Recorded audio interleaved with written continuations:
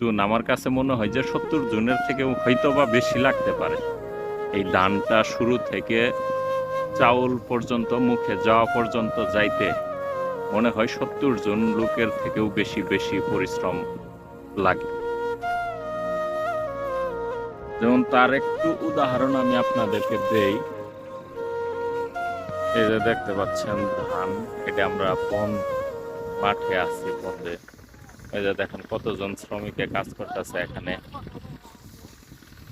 এই যে বনের মাঝখানে।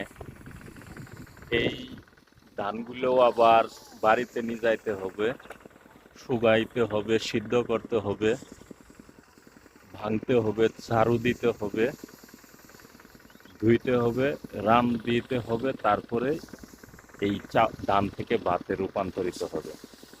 তাই কৃষকের জন্য সবাই দোয়া করবেন, কৃষকদের কখনো